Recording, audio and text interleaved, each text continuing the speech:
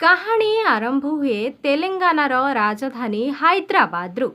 ହାଇଦ୍ରାବାଦରୁ ପାଖାପାଖି 50 କିଲୋମିଟର ଦୂରରେ ଏକ ସ୍ଥାନଟିଏ ଅଛି, ସାଦନଗର।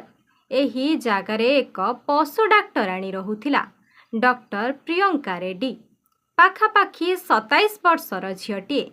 ଏମିତିରେ ତ ତାଙ୍କ ଘର ସାଦନଗରରେ ଥିଲା, କିନ୍ତୁ ସେ ପ୍ରତ୍ୟେକ ଦିନ ନିଜ ଘରଠାରୁ 30 କିଲୋମିଟର ଦୂର ଶାମସାବାଦ ଟାଉନକୁ ଡ୍ୟୁଟି କରିବାକୁ ଯାଉଥିଲା। ପ୍ରିୟଙ୍କା ପାଖରେ ଏକ ସ୍କୁଟି ବି ଥିଲା ଏବଂ ଏହି ସ୍କୁଟିରେ ସେ ଯିବା ଆସିବା କରୁଥିଲା। ପ୍ରିୟଙ୍କାର ଘର ଏବଂ ଶମଶାବାଦ ସହର ଭିତରେ ଏକ ଟୋଲ୍ ଥାଏ, ତୋଣ୍ଡୁପାଲି ଟୋଲ୍ ପ୍ଲାଜା ନାଁରେ। ଘରଠାରୁ ଶମଶାବାଦ ସହରକୁ ପ୍ରତ୍ୟେକ ଦିନ ସ୍କୁଟି ଚଳାଇ ଯିବା ଆସିବା କରିବା ସମ୍ଭବପର ନୁହେଁ। ତେଣୁ ପ୍ରିୟଙ୍କା ନିଜ ସ୍କୁଟିରେ ଘରୁ ଏଇ ଟୋଲ୍ ପାଖରେ ପହଞ୍ଚି ସାରିବା ପରେ ସ୍କୁଟିକୁ ଟୋଲ୍ର ପାର୍କିଂରେ ପାର୍କ କରି କୌଣସି ଟ୍ୟାକ୍ସି ସାହାଯ୍ୟରେ ଶମଶାବାଦ ସହରକୁ ଯାଏ। ପ୍ରିୟଙ୍କା ପ୍ରତ୍ୟେକ ଦିନ ଏହି ରୁଟିନ୍ ଫଲୋ କରୁଥାଏ, ମାନେ ଘରୁ ସ୍କୁଟିରେ ଟୋଲ୍ ପର୍ଯ୍ୟନ୍ତ ଆସେ ଏବଂ ଟୋଲ୍ରେ ସ୍କୁଟିକୁ ପାର୍କ କରି ଶମଶାବାଦ ଟାଉନରେ ସ୍ଥିତ ନିଜ କ୍ଲିନିକକୁ ଯାଏ। ସବୁକିଛି ପ୍ରାୟ ଠିକ୍ଠାକ୍ ଚାଲୁଥାଏ। ୟାରି ଭିତରେ 27 ନଭେମ୍ବର 2019, ଏ ଦିନଟି ମଧ୍ୟ ପ୍ରିୟଙ୍କା ପାଇଁ ଏକ ସାଧାରଣ ଦିନଟିଏ ଥିଲା। ପ୍ରିୟଙ୍କା ସବୁଦିନ ଭଳି ନିଜ ସ୍କୁଟି ଚଳାଇ ତୋଣ୍ଡୁପାଲି ଟୋଲ୍ ପ୍ଲାଜା ପାଖରେ ପହଞ୍ଚେ ଏବଂ ସେଠି ସ୍କୁଟିଟିକୁ ପାର୍କ କରିସାରିବା ପରେ ଏକ ଟ୍ୟାକ୍ସି ସାହାଯ୍ୟରେ ନିଜ କ୍ଲିନିକକୁ ଚାଲିଯାଏ। ଏଠି ସେ ପୁରା ଦିନ ନିଜ କାମରେ ବ୍ୟସ୍ତ ରହିଲା। ଡ୍ୟୁଟି ସରିବା ପରେ ପ୍ରିୟଙ୍କାର ଏକ ଡର୍ମାଟୋଲୋଜିଷ୍ଟ ପାଖରେ ଆପଏଣ୍ଟମେଣ୍ଟ ଥିଲା। ବୋଧହୁଏ ତାର କେଉଁ ଏକ ସ୍କିନ୍ ରିଲେଟେଡ୍ ପ୍ରୋବ୍ଲେମ୍ ଥିବ। ସନ୍ଧ୍ୟା ସମୟରେ ଆପଏଣ୍ଟମେଣ୍ଟ ଥିଲା। ଡ୍ୟୁଟି ସାରି ସେ ସ୍କିନ୍ ଡକ୍ଟର ସହ ଦେଖା କରେ ଏବଂ ନିଜ ଚେକଅପ୍ କରାଏ। ଏସବୁ ଭିତରେ ରାତି ପ୍ରାୟ 9ଟା ବାଜିଯାଏ।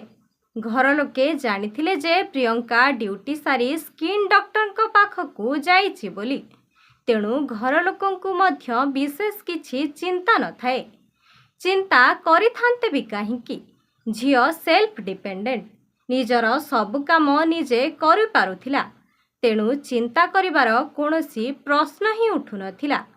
ରାତିର ପାଖାପାଖି 9:18 ସମୟରେ ପ୍ରିୟଙ୍କା କ୍ୟାବ୍ ସାହାଯ୍ୟରେ ସେ ଟୋଲ୍ ପାଖରେ ପହଞ୍ଚେ। ଏଠୁ ତାକୁ ନିଜ ସ୍କୁଟି ସାହାଯ୍ୟରେ ଘରକୁ ଯିବାର ଥିଲା।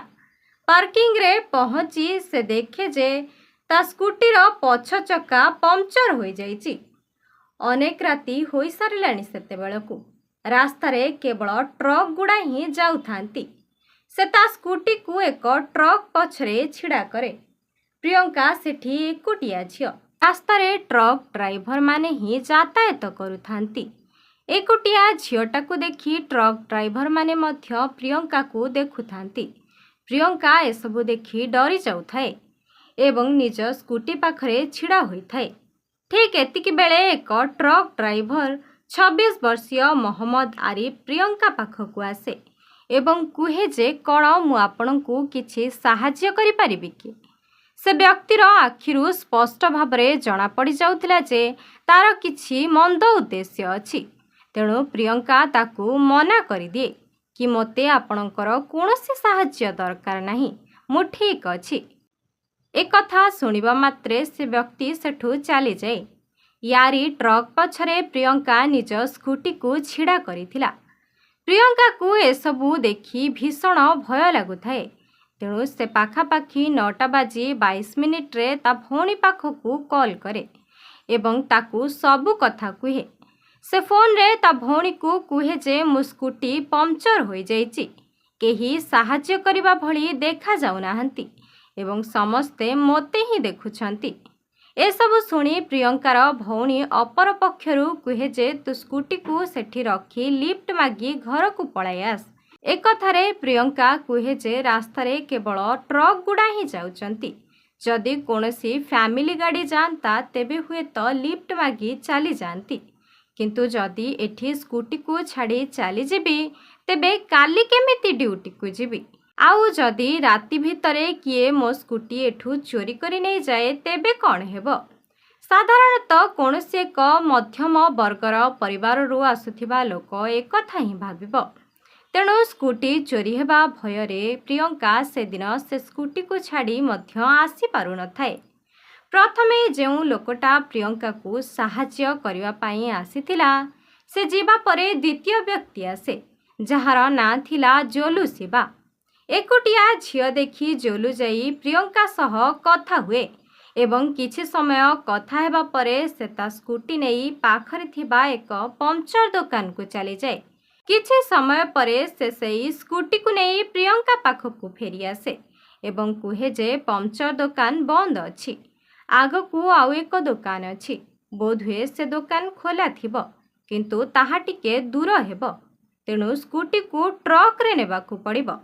ଏକଥା ଶୁଣି ପ୍ରିୟଙ୍କା ସଫା ମନା କରିଦିଏ। ତେଣୁ ଜୋଲୁ ଶିବା ସେଠୁ ଚାଲିଯାଏ। ଯେତେବେଳେ ଜୋଲୁ ଶିବା ପ୍ରିୟଙ୍କା ପାଖକୁ ଆସିଥିଲା, ସେତେବେଳେ ପ୍ରିୟଙ୍କା ତା ଭଉଣୀ ସହ କଥା ହେଉଥିଲା। ତେଣୁ ଯାହା ଜୋଲୁ ଶିବା ପ୍ରିୟଙ୍କାକୁ କହିଥିଲା, ସେ ସବୁ କଥା ପ୍ରିୟଙ୍କାର ଭଉଣୀ ମଧ୍ୟ ଶୁଣିଥିଲା। ଏକଥା ସବୁ ଶୁଣିସାରିବା ପରେ ପ୍ରିୟଙ୍କାର ଭଉଣୀ ପ୍ରିୟଙ୍କାକୁ ଘରେ ପହଞ୍ଚିବା ପର୍ଯ୍ୟନ୍ତ ଫୋନରେ କଥା ହେବାକୁ କୁହେ, ଯାହାଦ୍ୱାରା ପ୍ରିୟଙ୍କାକୁ ଭୟ ଲାଗିବ ନାହିଁ। 9:22 ପ୍ରିୟଙ୍କା ତା ଭଉଣୀକୁ କଲ୍ କରିଥିଲା। 9:44 କଲ୍ କଟିଗଲା। କିଛି ସମୟ ପରେ ପ୍ରିୟଙ୍କା ଭଉଣୀ ପ୍ରିୟଙ୍କାକୁ କଲ୍ କରେ, କିନ୍ତୁ ସେତେବେଳେ ପ୍ରିୟଙ୍କାର ଫୋନ୍ ସୁଇଚ୍ ଅଫ୍ ଦେଖାଏ। ତେଣୁ ପ୍ରିୟଙ୍କାର ଭଉଣୀ ଭାବେ ଯେ ବ୍ୟାଟେରୀ ଲୋ ହୋଇ ଫୋନ୍ ସୁଇଚ୍ ଅଫ୍ ହୋଇଯାଇଥିବ ଏବଂ ପ୍ରିୟଙ୍କା କ୍ୟାବ୍ରେ ଘରକୁ ପଳାଇ ଆସିବ। ଧୀରେ ଧୀରେ 2 ଘଣ୍ଟା ବିତିଗଲା, କିନ୍ତୁ ପ୍ରିୟଙ୍କା ଏପର୍ଯ୍ୟନ୍ତ ଘରେ ଆସି ପହଞ୍ଚି ନଥାଏ। ଘର ଲୋକଙ୍କୁ ଏକଥା ତ ଜଣାଥିଲା ଯେ ପ୍ରିୟଙ୍କା ଟୋଲ୍ ପ୍ଲାଜା ପାଖରେ ହିଁ ଛିଡ଼ା ହୋଇଥିଲା। ତେଣୁ ଘର ଲୋକ ଗାଡ଼ି ନେଇ ସେ ଟୋଲ୍ ପ୍ଲାଜା ପାଖରେ ପହଞ୍ଚିଗଲେ। ପ୍ରିୟଙ୍କା ଗୋଟେ ଫିକ୍ସ ଜାଗାରେ ହିଁ ତା ସ୍କୁଟିକୁ ପାର୍କ କରୁଥିଲା। ତେଣୁ ସେ ଜାଗାରେ ଘର ଲୋକ ପହଞ୍ଚି ଯେତେବେଳେ ଖୋଜାଖୋଜି କରନ୍ତି, ସେତେବେଳେ ସେମାନେ ନା ସେଠି ପ୍ରିୟଙ୍କାକୁ ପାଆନ୍ତି ନା ତା ସ୍କୁଟିକୁ। ଘର ଲୋକଙ୍କ ଚିନ୍ତା ଏବେ ଡରରେ ପରିବର୍ତ୍ତନ ହୋଇଯାଇଥାଏ। ଘର ଲୋକ ଆଖପାଖର କିଛି ଲୋକଙ୍କୁ ପ୍ରିୟଙ୍କା ବିଷୟରେ ପଚରାଉଚରା କରନ୍ତି, କିନ୍ତୁ କେହି କିଛି ଜାଣିନଥାନ୍ତି। ଏସବୁରେ ଘର ଲୋକ ବ୍ୟତିବ୍ୟସ୍ତ ହୋଇ ଉଠନ୍ତି ଏବଂ ପୋଲିସ ଷ୍ଟେସନରେ କମ୍ପ୍ଲେନ୍ ଲେଖିବାକୁ ମନସ୍ଥ କରନ୍ତି। ଏତେବେଳକୁ ରାତିର ପାଖାପାଖି 12ଟା ବାଜି ସାରିଥାଏ। ଟୋଲ୍ ପ୍ଲାଜା ପାଖରେ ଏକ ପୋଲିସ ଷ୍ଟେସନ ଥାଏ, ସାଇବ୍ରାବାଦ ପୋଲିସ ଷ୍ଟେସନ। ଯେତେବେଳେ ପ୍ରିୟଙ୍କାର ଘରଲୋକ ପୋଲିସ ଷ୍ଟେସନରେ କମ୍ପ୍ଲେନ୍ ଲେଖିବାକୁ ଗଲେ, ସେତେବେଳେ ପୋଲିସ ଅଫିସର କୁହନ୍ତି ଯେ ଏ ଏରିଆ ଆମ ପୋଲିସ ଷ୍ଟେସନ ଅଣ୍ଡରରେ ଆସୁନାହିଁ, ତେଣୁ ଆପଣ ଶମଶାବାଦ ପୋଲିସ ଷ୍ଟେସନକୁ ଯାଆନ୍ତୁ। ଦର୍ଶକ ବନ୍ଧୁ, ଏଠି ମୁଁ ଆପଣଙ୍କୁ ଏକ ତଥ୍ୟ ଦେବାକୁ ଚାହେଁ। କାନୁନ ଅନୁସାରେ ପ୍ରଥମେ ପୋଲିସକୁ ସାଧାରଣ ଜନତାଙ୍କ ହେଲ୍ପ କରିବାକୁ ପଡ଼ିବ, ପରେ ସେମାନେ ନିଜ ନିଜ ଏରିଆ ଡିସାଇଡ୍ କରିପାରିବେ। ତେବେ ଚାଲନ୍ତୁ ପୁଣି ଥରେ କାହାଣୀକୁ ଫେରିଯିବା। ସେ ପୋଲିସ ଷ୍ଟେସନରେ କମ୍ପ୍ଲେନ୍ ନ ଲେଖିବାରୁ ପ୍ରିୟଙ୍କା ଭଉଣୀ ଶମଶାବାଦ ପୋଲିସ ଷ୍ଟେସନରେ ଆସି ପହଞ୍ଚେ ଏବଂ କାନ୍ଦି କାନ୍ଦି ସବୁ କଥା କୁହେ। ସବୁ କଥା ଶୁଣି ମଧ୍ୟ ପୋଲିସ ଅଫିସର ଏକଥାକୁ ସେତେ ସିରିୟସଲି ନିଅନ୍ତି ନାହିଁ, କେବଳ ମନ ବୁଝିବା ପାଇଁ ଏଠି ସେଠି ଖୋଜି ଦିଅନ୍ତି। ପ୍ରିୟଙ୍କାର ଘରଲୋକ ଆଖପାଖର ସବୁ ସାଙ୍ଗସାଥି ଏବଂ ବନ୍ଧୁବାନ୍ଧବଙ୍କ ପାଖକୁ କଲ୍ କରି ଏ ବିଷୟରେ ଜଣାଇ ସାରିଥାନ୍ତି। ସାଙ୍ଗସାଥି ମଧ୍ୟ କିଏ କେମିତି ଖୋଜାଖୋଜିରେ ଲାଗିଥାନ୍ତି। ପୋଲିସ ମଧ୍ୟ ଖୋଜାଖୋଜି କରୁଥାଏ। ଏପର୍ଯ୍ୟନ୍ତ ପ୍ରିୟଙ୍କାର ଫୋନ୍ ସୁଇଚ୍ ଅଫ୍ ଥାଏ। ରାତି ସାରା ଘରଲୋକ ପୋଲିସ ସହ ମିଶି ପ୍ରିୟଙ୍କାକୁ ଖୋଜୁଥାନ୍ତି, କିନ୍ତୁ ପ୍ରିୟଙ୍କାର କୌଣସି ଖୋଜ ଖବର ମିଳିନଥାଏ। 28 ନଭେମ୍ବର 2019ର ସକାଳ ହୁଏ, ମାନେ ତା ପରଦିନର କଥା। ଏ ଟୋଲ୍ ପ୍ଲାଜାଠୁ କିଛି ଦୂରରେ ଏକ ଜାଗା ଅଛି, ଚଟନପାଲି ନାଁରେ। ଏହା ସାମନଗରର ଏକ ପାହାଡ଼ିଆ ଅଞ୍ଚଳ ଅଟେ। ଏଠି ଏକ ଫ୍ଲାଏଓଭରର କାମ ଚାଲୁଥାଏ। ଚଟନପାଲି ଗାଁର ଜଣେ କ୍ଷୀରବାଲା ସେ ଫ୍ଲାଏଓଭର ତଳ ଦେଇ ଯାଉଥାଏ। ସାଇଟ୍ରେ ସେ ଦେଖିଲା ଯେ କିଛି ଜଳିଯାଇଥିବା ଜିନିଷ ପଡ଼ିଛି। ପାଖରେ ଯାଇ ଦେଖେ ତ ତାହା ଏକ ଲାଶ ଥିଲା, ଯାହା ଜଳିଯାଇଥିଲା। ଏକଥା ଦେଖି ସେ ତୁରନ୍ତ ପୋଲିସକୁ କଲ୍ କରେ। ପୋଲିସ ଏକଥା ଶୁଣିବା ମାତ୍ରେ ତୁରନ୍ତ ଯାଇ ସେ ସ୍ଥାନରେ ପହଞ୍ଚିଯାଏ। ପୋଲିସ ଯାଇ ସେଠି ଦେଖେ ଯେ ଲାଶ ସମ୍ପୂର୍ଣ୍ଣ ରୂପେ ଜଳିଯାଇଛି। लाश को देखि चिन्हि हेउ नथाए। पुलिस को लाश पाखरु एक अधा जली जाइथिबा ओढ़णी एवं गणेश को लकेट मिले। गत रातिरे प्रियंकार भौणी रिपोर्ट लेखिबा बेले प्रियंकार वेशभूषा विषय जणाई देइथाए। तेणु पुलिस को ए लकेट एवं ओढ़णी देखि संदेह होला। तेणु पुलिस प्रियंकार घर लोकों को कॉल करी चट्टनपालीर से स्थान को डाकी दिए। लाश देखि प्रियंकार भौणी प्रियंका को चिन्हि पकाए एवं जोर जोर रे कांदिबाकु लागे। एकथा देखि पुलिस को अवगत हैला जे ए घटना केते सीरियस थिला, जहाँकि पुलिस को गत रातिरे लागु नथिला। एबे प्रियंकार शव को पोस्टमार्टम पाई पठा जाए। पोस्टमार्टम रिपोर्ट रे एकथा जना पड़े जे प्रियंका सह गणदुष्कर्म होईची एवं ताकू तंटी चिपी मारी दिया जाईची। मरीजिबा परे ता उपरे किरोसिन तेल ढाली ताकू जाली दिया जाईची। जेबे घटना लोकों सामना को आसिला, लोके उत्तेजित होई उठिले। रास्ता रे कैंडल रैली बाहर कले। लोके शीघ्ररु शीघ्र प्रियंका को न्याय देबाकू दाबी कले। एबे हैदराबाद पुलिस को अनुभव हेउथाय जे मामला केते गंभीर थिला। पुलिस एबे निज फॉर्म को आसे एवं से टोल रो सबु सीसीटीवी कैमेरा को चेक करे। रास्ता रे मध्य जेते सीसीटीवी कैमेरा लागिथिला से सबुर मध्य फुटेज बाहर करा जाए। पुलिस को एबे अपराधी विषय रे जणा पड़ी जाई थाए एवं घटना सह जड़ित एक ट्रक विषय रे मध्य जणा पड़े। ए ट्रक नवेम्बर 26 तारीख रु सेई पार्किंग ग्राउंड रे पार्क करा जाइथिला। ट्रक रा नंबर रु ट्रक मालिक विषय रे जणा पड़े एवं ट्रक मालिक ट्रक ड्राइवर विषय रे सबु तथ्य दे दिए। पुलिस एबे से ड्राइवर पाखरे पहुंचे। ड्राइवर ना थिला मोहम्मद आरिफ। पुलिस याकू गिरफ करे। परे या जरिया रे आउ 3 जन को पुलिस गिरफ करे। सेमाने हेले जोलू शिवा, जोलू नवीन एवं चिंता कुंता। नवेम्बर 27 तारीख दिन घटना घटिथिला एवं नवेम्बर 28 तारीख दिन डेड बॉडी मिलिथिला एवं पुलिस सीरियस होई अपराधी को खोजिबारे लागि पड़े। नवेम्बर 29 तारीख को 4 जन मुख्य अपराधी धरा पड़ी गले।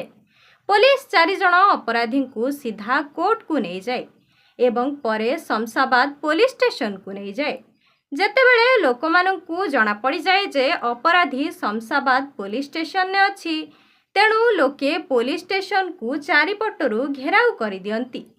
लोके एते उत्तेजित होई उठिथिले जे जदि 4 जन अपराधी को पुलिस स्टेशन रु बाहर को बाहर करा जिवो, तेबे लोके से 4 जन को जीवन रु मारी देई थांते।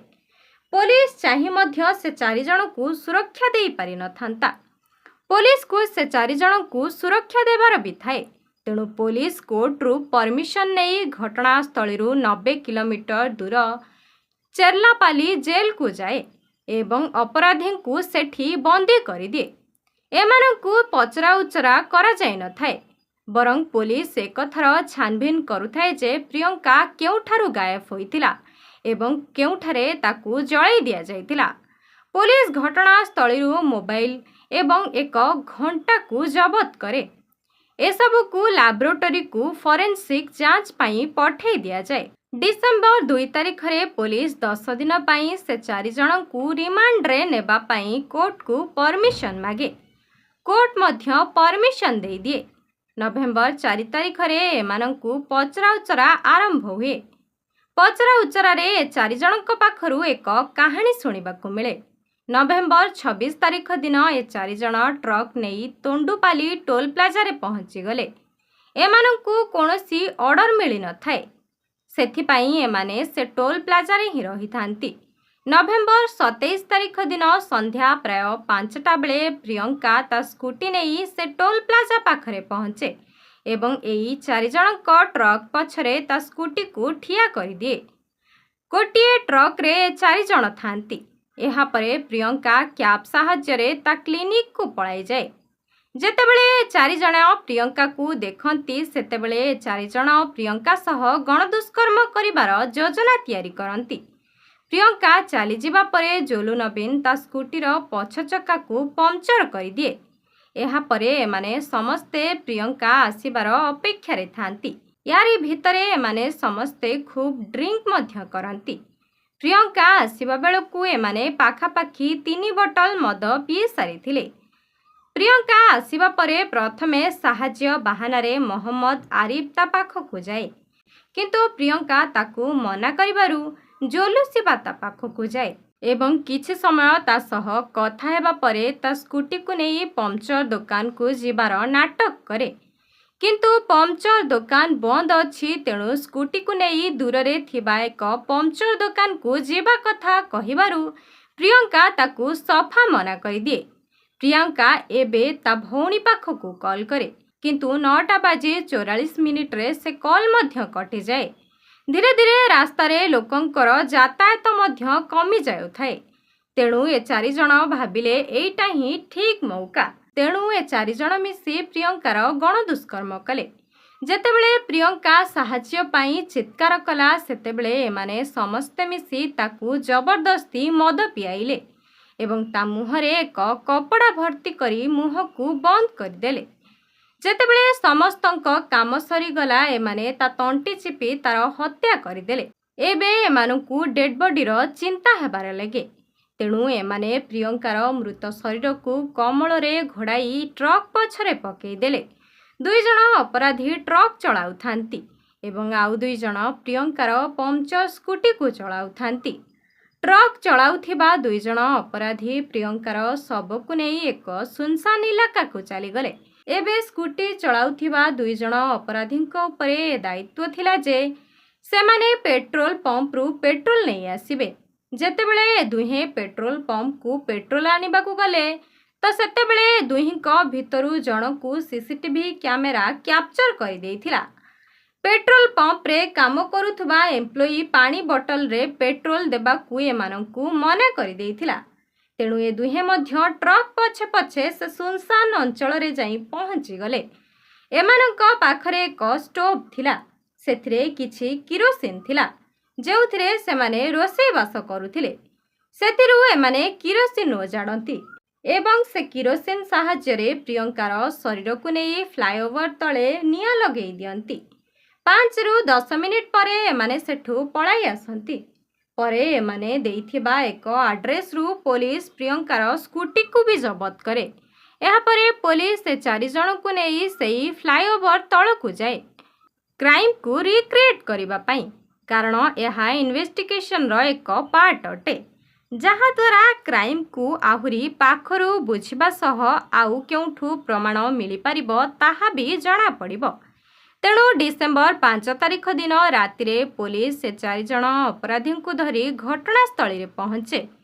पुलिस सेमानंकू सकाळे मध्य नहीं जाई पारि थांता, किंतु जदि सकाळे नहीं थांता तेबे लोकंक भिड़ को काबू करिबा पुलिस पक्षे संभव होई पारि न थांता। ता छड़ा ठीक भाबे इन्वेस्टिगेशन मध्य होई पारि न थांता। तेणु पुलिस डिसेम्बर 5 तारिख दिन रातिरे एमानंकू नहीं घटनास्थली रे पहुंचे एवं केमिति एमाने घटना घटेइथिले तार पूरा विवरणी संग्रह करे। एसबरे सकाळ होई जाई थाए, माने एहा डिसेम्बर 6 तारिख सकाळ सकाळ नुहे बरं एहा भोर समय हेब। भोर प्राय 5टारू 5:30 भितरर कथा। चटनपाली गाँव रे जेउठी एमाने घटना घटाइथिले सेठी ए 4 जण अपराधींक मध्यरु 2 जण आरिफ एवं चिंताकुंता पुलिस ठू ता पिस्तल छड़ाई नहीं गुली चलाइबा आरंभ कर दियंती एवं पुलिस को धमकाइबारे लागि थांती। ए सबु देखि बाकी 2 जण पाखरे पड़िथिबा पत्थर एवं बाड़ी उठाई नियंती एवं पुलिस को क्षति पहुंचाइबा आरंभ कर दियंती। एमानंकू एक मौका मिली जाई थाए खसी जिबारे, तेणु एमाने दौड़िबा आरंभ कर दियंती। पुलिस बारंबार सरेंडर करिबा कथा कहूथांती, किंतु एमाने से दिन अटकी नथिले। एमानंक पाई 2 जण पुलिस ऑफिसर मध्य घायल होई जाइथिले। तेणु पुलिस अविलंबे 4 जण अपराधी को एनकाउंटर कर दिए। गुलीर शब्द रे आखपाखर लोक भयभीत होई उठंती एवं निज कामदाम छाड़ी घटनास्थल रे पहुंचंती। परे पूरा देश रे खबर निया भलिया व्यापी गला जे 4 जण अपराधी को पुलिस एनकाउंटर करिछि। एथिरे किछि लोक अनेक खुशी हुअंती। जागा जागा रे पुलिस उपरे पुष्प वर्षा करा जाए। ମିଠା ବଣ୍ଟାଯାଏ। ଲୋକେ ପୋଲିସର ତାରିଫ କରି କରି ଥକି ପଡ଼ୁଥାନ୍ତି। ସେଠି ଅନେକ ଲୋକେ ଏକଥା ମଧ୍ୟ କହୁଥାନ୍ତି ଯେ ଲୋକଙ୍କ ପ୍ରେସର ପଡ଼ିବାରୁ ପୋଲିସ ଜାଣିଶୁଣି ପ୍ଲାନ୍ କରି ସେ 4 ଜଣଙ୍କୁ ଏନକାଉଣ୍ଟର କରିଦେଇଛି। ଯାହା ବି ହେଉନା କାହିଁକି ଏ ଘଟଣାର ପାଖାପାଖି 10 ଦିନ ଭିତରେ ପ୍ରିୟଙ୍କାକୁ ନ୍ୟାୟ ମିଳିଯାଇଥିଲା। ଆପଣଙ୍କୁ କ'ଣ ଲାଗୁଛି ସେ 4 ଜଣଙ୍କୁ ଏନକାଉଣ୍ଟର କରି ପୋଲିସ ଠିକ୍ କରିଛି କି ନାହିଁ ତାହା ଆମକୁ କମେଣ୍ଟ ସେକ୍ସନରେ ଜଣାନ୍ତୁ। କାହାଣୀ ଏଇଠି ସମାପ୍ତ ହେଉଛି। ଦେଖାହବ ଆଉ ଏକ କ୍ରାଇମ୍ ରିଲେଟେଡ୍ ଭିଡ଼ିଓ ସହ। ଟିଲ୍ ଦେନ୍ ନିଜେ ସୁରକ୍ଷିତ ରହି ଅନ୍ୟମାନଙ୍କୁ ସୁରକ୍ଷିତ ରହିବାର ପରାମର୍ଶ ଦିଅନ୍ତୁ। ଧନ୍ୟବାଦ।